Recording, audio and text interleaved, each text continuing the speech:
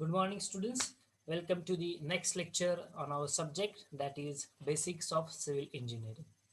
In our previous sessions, we have covered up the part of definition of civil engineering, then subdomains of civil engineering, role of civil engineers in the construction of the buildings, and yesterday we have started with the last topic of our chapter number 1, that is nothing but introduction to roads. So what are the roads? In which categories it is been categorized, what are the different types, then how the road is composed of, what are the requirements of the road. Now we are going to learn in detail about each and everything about the roads, their classification according to the Indian Road Congress, that is IRC, and functional cross section of any particular road. Okay. Now this particular part, it will take your 4 marks as far as your university examination is considered, 3 to 4 marks. Okay. So definitely there is a one question on this particular topic about the roads. The question may be like, write down a short note on the roads, or it may be like, give the detailed classification of the roads as per the IRC and explain any one of them. Okay, so the question type, it may be anything as per the new pattern. So we are going to start the discussion that is regarding the last topic of our chapter number 1. So yesterday we have started with roads. What are the roads and what is actually a pavement in that particular road? Correct? So once again, I will repeat the definition for everyone. So highway pavement, that is nothing but the hard surface on which the traffic load is coming or the vehicular load is coming, is a structure which consists of the superimposed layer of the selected and processed materials. That particular pavement is nothing but the structure which consists of the different layers of the selected and the processed materials, whose primary function is to distribute the wheel load to the subgrade soil. सगळ्यात महत्वाचं त्यांचं function काय असणार आहे? To distribute the wheel load. Suppose there is one vehicle which is traveling on a track, so to distribute that wheel load on that particular subgrade, or through the different layers, that load is being transferred to the subgrade soil. Okay, so that is the main function of that particular materials. Okay, so we have started our discussion on this pavement, that definition we have covered up. Then after that, we have covered up the part of functions of the pavement. Actually, what is the function? Main function is nothing but distribute the traffic loading without damaging the subgrade soil, provide the safe, smooth and comfortable ride. तुमची journey किंवा तुमचा प्रवास हा सुखकर झाला पाहिजे. ठीक आहे, without any delays and excessive wear and tear of that particular surface. Again, it is been going to restrict your noise and the air pollution, and at a reasonable cost. Okay, so your payment should function like this. Now requirements, as far as our requirements that we are going to discuss, the pavement should have the sufficient thickness to spread the loading, whatever the load which is coming on it, to the subgrade soil uniformly. To the subgrade soil uniformly. Then that particular pavement surface, I'm just highlighting one or two requirements. Already we have discussed about this part in detail in our yesterday's session. So I'm not going to again take more time on this particular topic. So pavement material, it should be impervious one. As I said earlier, पावसात जर खूप पाणी पडलेलं आहे, खूप पाऊस झाला आणि जर ते पावसाचं पाणी जर तुमच्या रोड सरफेसवरतीच राहिलं, ते जर ड्रेन आउट जर झालं नाही, काय ते जर ड्रेन आउट जर झालं नाही, तर तुमचा रस्ता हा अतिशय लवकर खराब होईल. आता यामध्ये मी एक ॲडिशनल इन्फॉर्मेशन जरूर सांगेल, नेहमी लक्षात ठेवा. आपल्या इंडियामध्ये रोडची जी क्वालिटी जी असते, पॅरामीटर, क्वालिटी पॅरामीटर, ठीक आहे, ज्यावेळेस तुम्ही कुठल्या बेसिसवरती ठरवता की रस्ता खराब झालेला आहे, तर रोडवरती तुम्ही एक व्हिज्युअल ऑब्झर्वेशन करत असता की सर मला माझ्या ह्या रोडवरती जाताना मला रस्त्यावरती खड्डे दिसत आहेत, कुठेतरी अँड्युलेशन आहे, ठीक आहे, रस्ता खचलाय कुठल्या तरी पार्टवरती. हे तुम्ही एक व्हिज्युअल ऑब्झर्वेशन करत असता. ठीक आहे. From technical point of view, ज्यावेळेस तुम्ही एखादा रोड डिसाईड करताल की ह्या रस्त्याला मला मेंटेनन्सची गरज आहे, तर त्यासाठी ड्रेनेज, जे वॉटर जे काही येणार आहे रोड सरफेसवरती, ते ड्रेन आउट कसं होत आहे, हा एक महत्त्वाचा फॅक्टर असतो. आणि त्याच्यामध्ये आपल्या भारतामध्ये 0 to 5 पासून मार्किंग केलेली आहे. 0 to 5 पासून. ठीक आहे. सो 0 मार्किंग पासून 5 मार्किंग ही जी डिस्ट्रीब्यूट कशी केलेली आहे, तर तुमच्या रोडवरती आलेलं पाणी हे किती वेळात ड्रेन आउट होतंय. तुमच्या रोडवरती आलेलं पाणी हे किती वेळात ड्रेन आउट होतंय. ठीक आहे. मग 5 पैकी मार्किंग आहे त्याला, 0 पासून 5 पर्यंत. जर तुमच्या रोडवरती पावसाचं पाणी पडलंय आणि ते जर ड्रेन आउटच होत नसेल, रोडची क्वालिटी खूप खराब आहे, 0 मार्क. तुमच्या रोडवरती पाणी पडलेलं आहे आणि ते एक महिना लागतोय ते पाणी ड्रेन आउट करायला, 5 पैकी एकच मार्क. तुमच्या रोडवरती पाणी आलेलं आहे, पावसाचं पाणी पडलेलं आहे, पाऊस झालेला आहे खूप सारा आणि पावसाचं पाणी ड्रेन आउट व्हायला 1 आठवडा लागतोय, 2 मार्क. 1 दिवस लागतोय, 3 मार्क. ठीक आहे. त्यानंतर 24 तासाच्या आत पाणी ड्रेन आउट होतंय, 4 मार्क्स. आणि पावसाचं पाणी पडल्यानंतर ते लगेच इमिजिएटली ड्रेन आउट होतंय, कारण कॅम्बर तसा आहे, स्लोप तुम्ही बघितलं असेल. Not a single road surface is completely flat.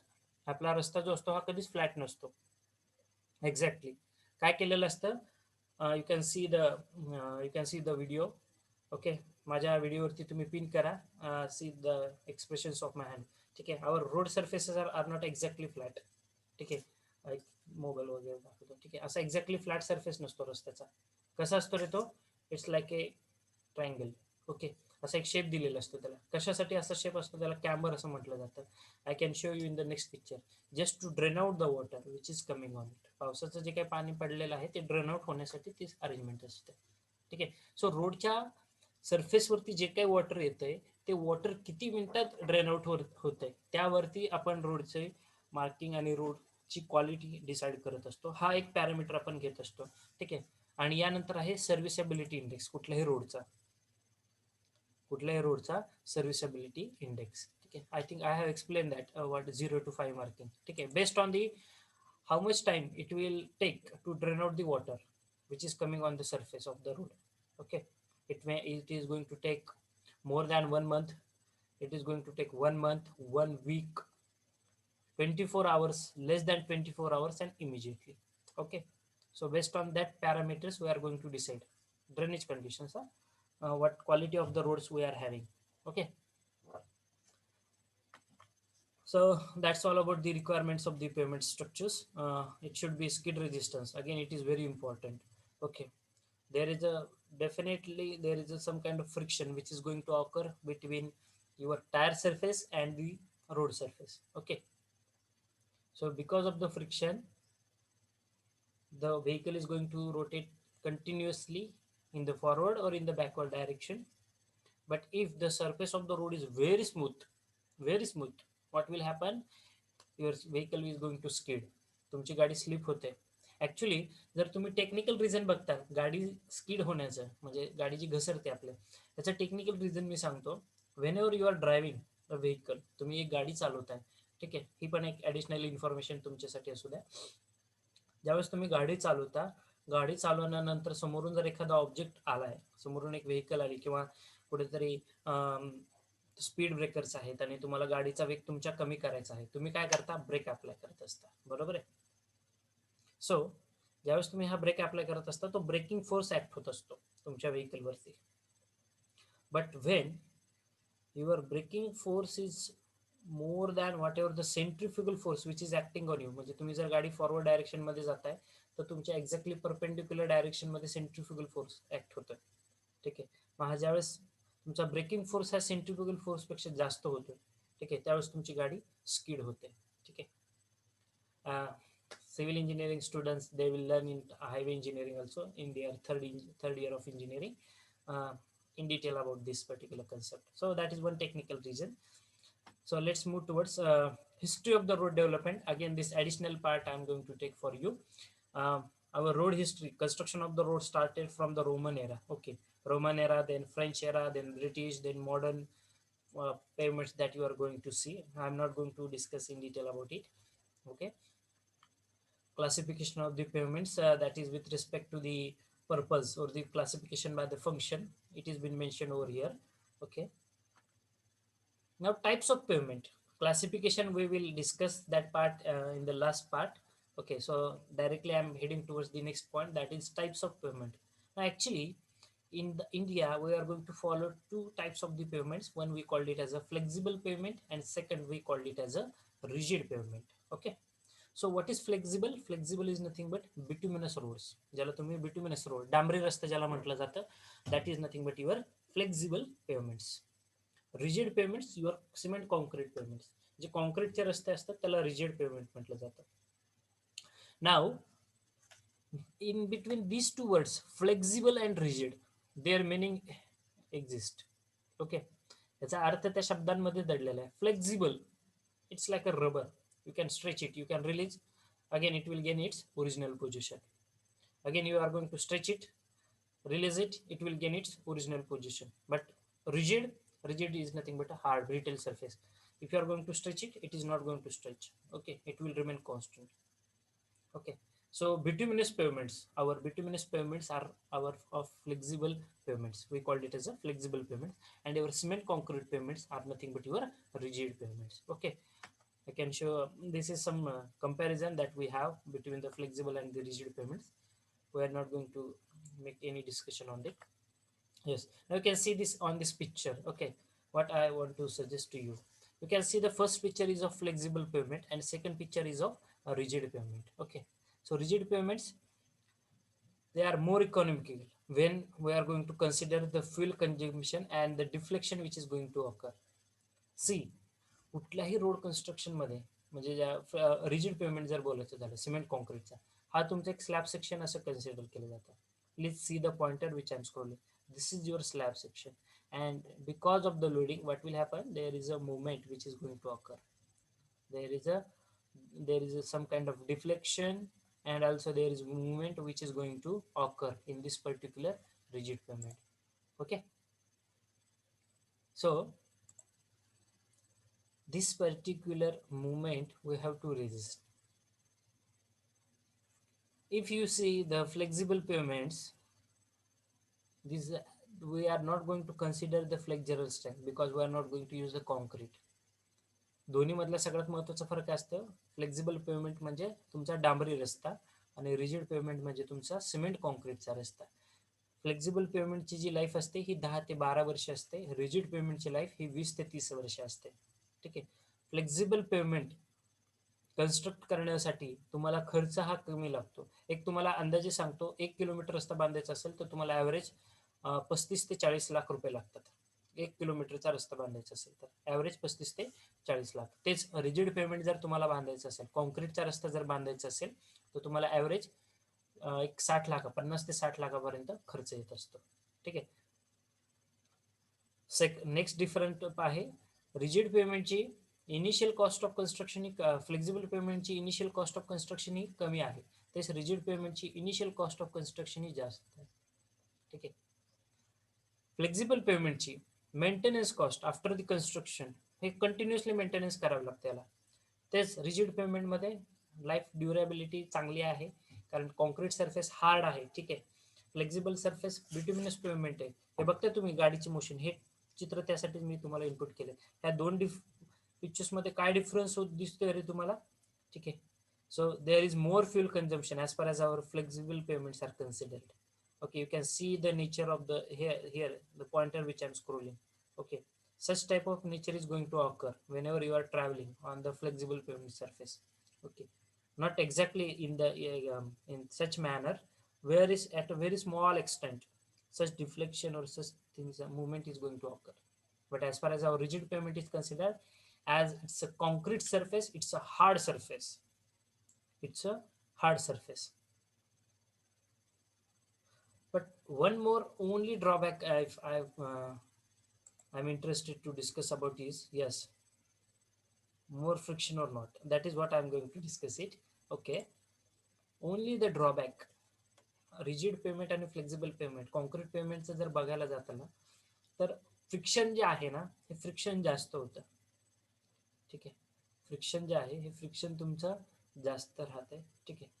ज्याला कोइफिशियंट ऑफ फ्रिक्शन हा जो फॅक्टर आपण कॅल्क्युलेट करतो, ठीक आहे, तुमच्या इंजिनियर थर्ड इयरमध्ये आल्यानंतर हा पार्ट आपण डिटेल सांगणार आहोत, तरी पण एक थोडक्यामध्ये सांगतो.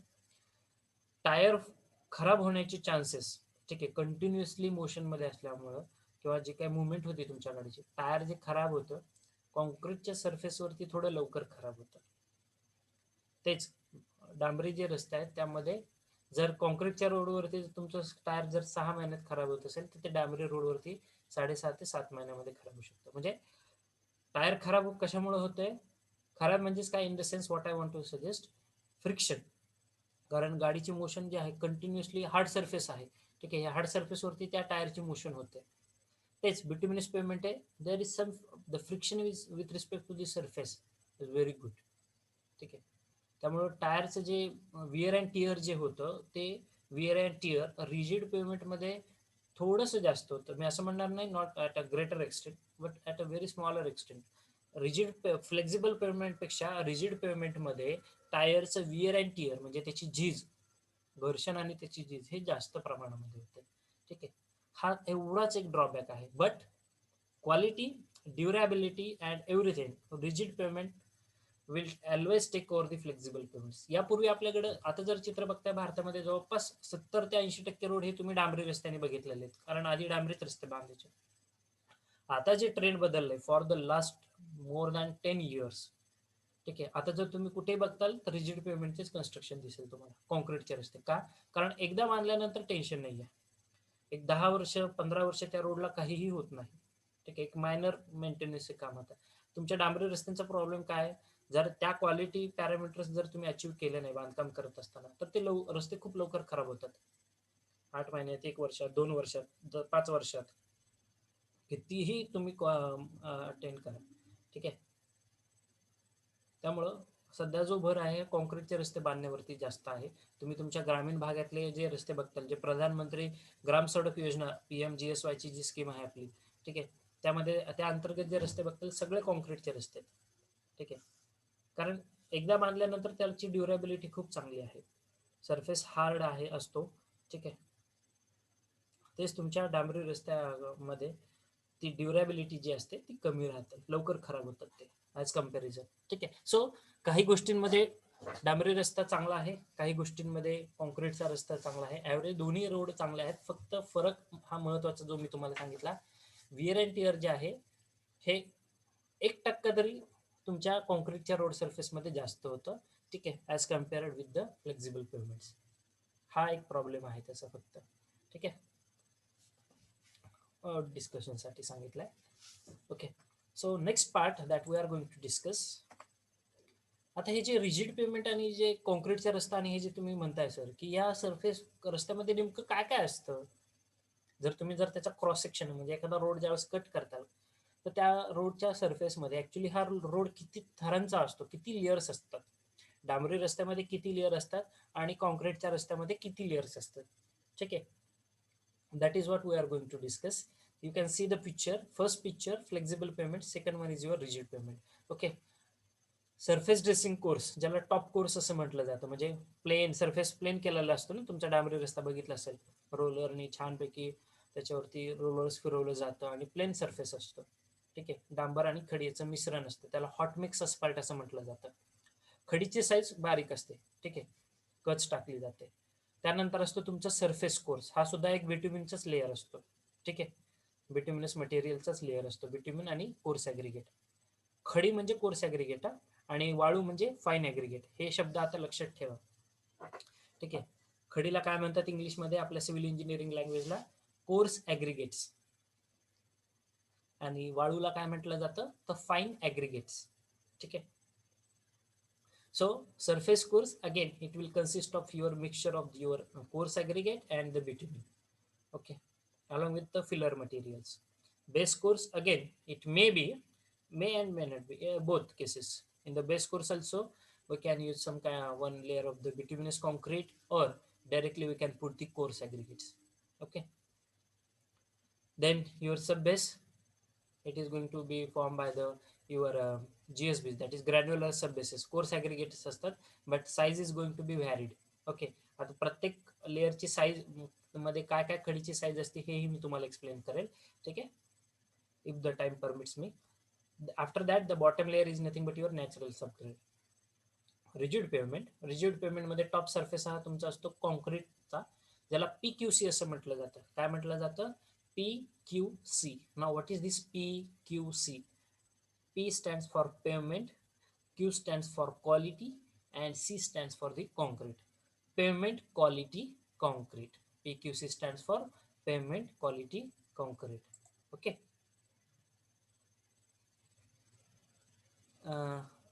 One student has put that out. Sir, कोणत्या रोडवरती ब्रेक लवकर लागेल, concrete or other? See, for this concept again, I will just tell you the short information about this. Firstly, the braking force or the brakes of your vehicle are totally dependent on the type of the vehicle that you have and the condition of that particular brakes. तुमच्या गाडीचे liner खरंच चांगले आहेत का? ठीक आहे, पहिली गोष्ट आपण तिथून सुरुवात करूया. ठीक आहे, कुठल्या रोडवरती जाण्यापेक्षा आधी मी तुम्हाला सांगेल, आधी आपल्या महत्वाचा पार्ट असतो गाडीमध्ये, तो असतो तुमच्या गाडीचे जे ब्रेक्स आहेत त्याच्यामधला महत्वाचा पार्ट असतो लायनर्स, ब्रेक लायनर्स ज्याला तुम्ही म्हटलं जातं. जर ब्रेक लायनर्स खूप चांगले आहेत, तुमच्या गाडी एकदम ओके कंडिशनमध्ये आहे, ठीक आहे, तर त्याच्यानंतरचा महत्वाचा पार्ट असतो की सर कुठल्या रोडवरती तुमचे ब्रेक्स हे लवकर लागू शकतात, जो तुमची शंका आहे. ठीक आहे, महत्वाचा फॅक्टर तुम्ही तुमच्या गाडीचा स्पीड काय आहे.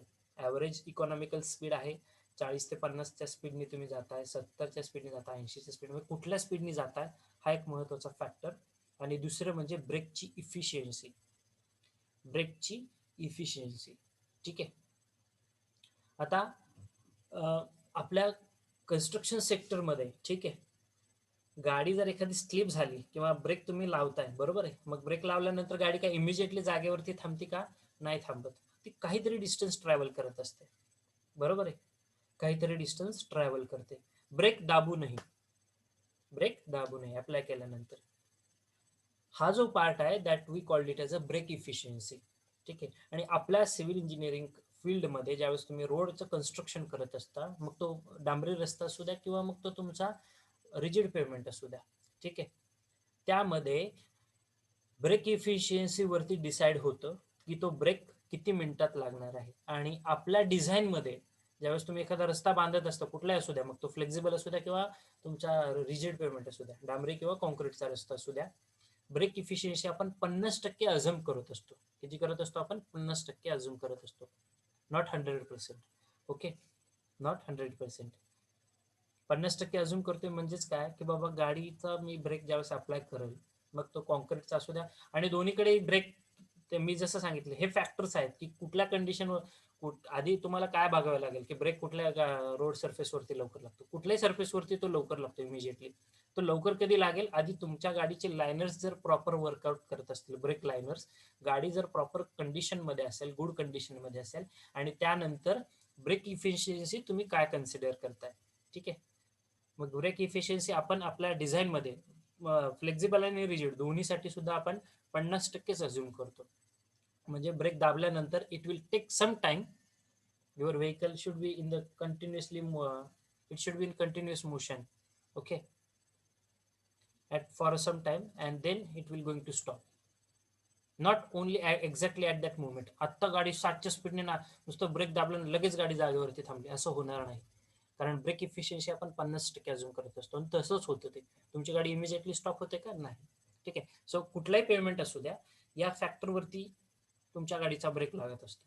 ठीक आहे, आणि त्याच्यानंतर अजून एक महत्वाचा पार्ट असतो, तुम्ही प्रश्न विचारलाय म्हणून अजून डिटेल सांगेल मी तुम्हाला.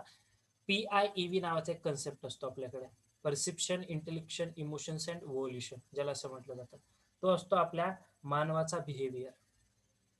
ठीक आहे, म्हणजे ज्यावेळेस तुम्ही गाडी ड्राईव्ह करत असता ना, त्यावेळेस तुमचा स्वभाव काय आहे, तुमची गाडी तुम्ही ज्यावेळेस ड्राईव्ह करत असता, तुम्ही खूप रागात आहात, तुम्ही टेन्शनमध्ये आहात, तुम्ही एकदम स्ट्रेसमध्ये आहात, तुम्ही खूप हॅप्पी आहात, आणि त्यानंतर जर समोरून एखादा ट्रक आला, अचानक गाडी आली, तर काय होतं, आपल्या मेंदूपर्यंत सेन्सर्स, बरोबर आहे, स्टिम्युलेशन ज्याला म्हटलं जातं. ठीक आहे, मेंदूला आदेश दिला जातो, यस, मेंदू तुम्हाला काय आदेश देतोय, सेन्सर्स जनरेशन होतं, स्टिम्युलेशन होतंय, मग तुमच्या ब्रेनद्वारे तुम्हाला इन्फॉर्म केलं जातं की no, you have to apply the breaks.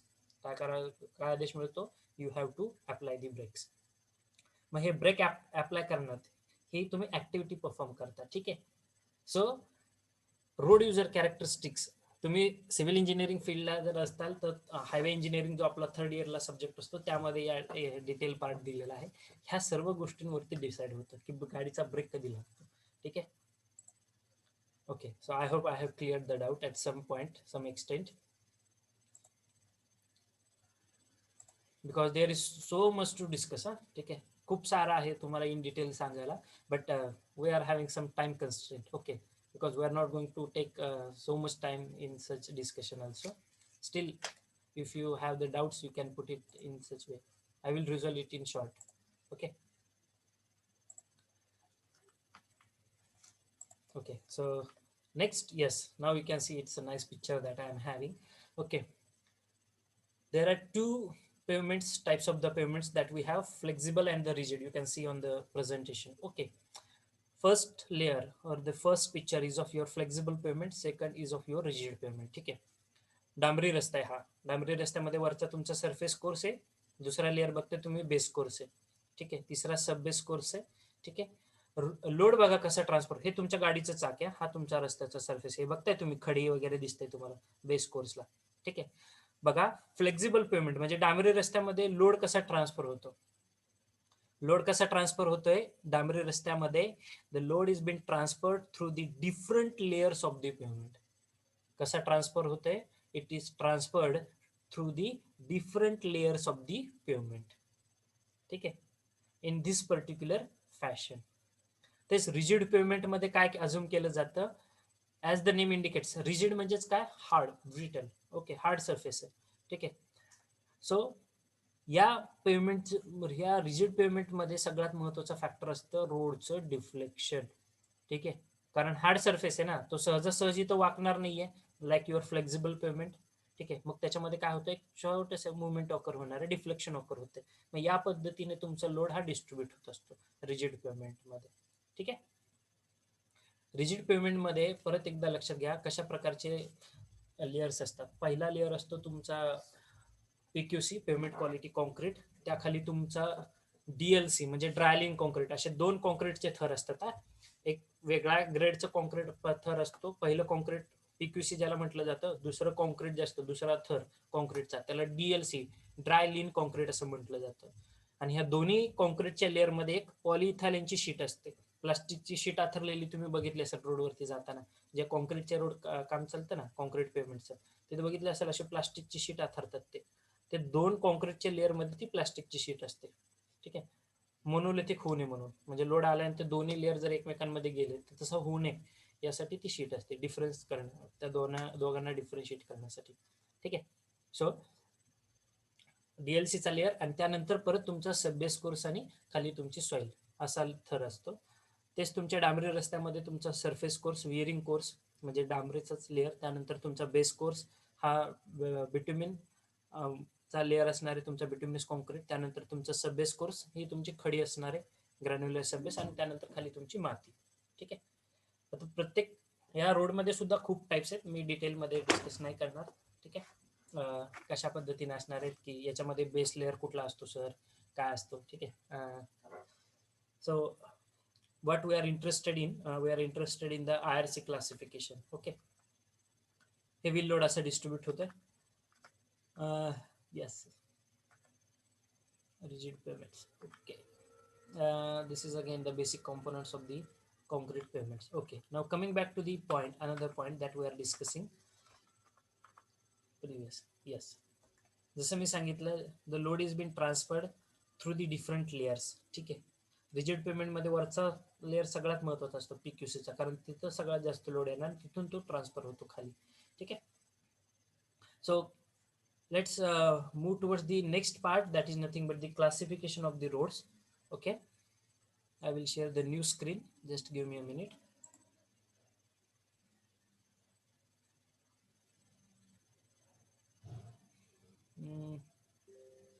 Okay, first of all I will show you the section.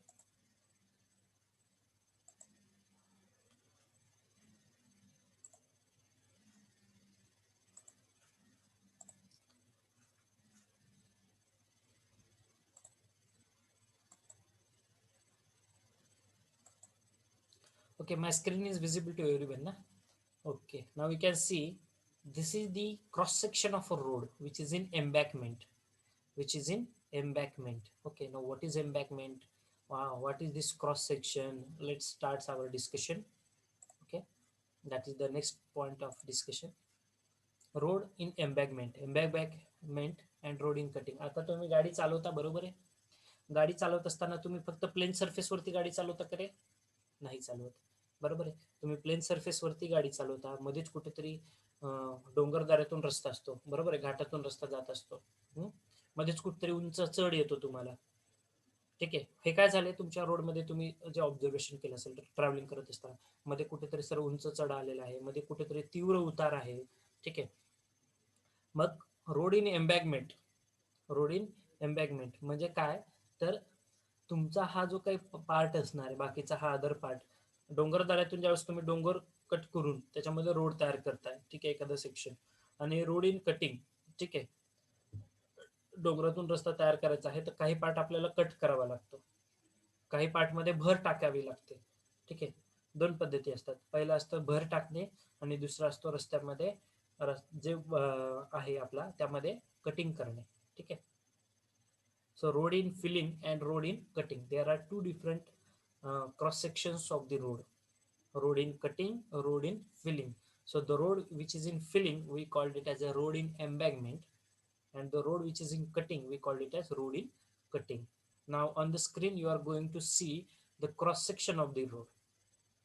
Okay, okay, so only 3 minutes are left to conclude this session. So the cross section of the road, that the screen I am presenting, we are going to discuss in detail about this topic in our next lecture. Okay, so meanwhile, if you have the doubts regarding the discussion, previous discussion, please put it in the chat box. We will discuss this part, road in embankment, in our next session, okay, in detail. So please put your all the doubts in the chat box if you have. Meanwhile, I will take your attendance.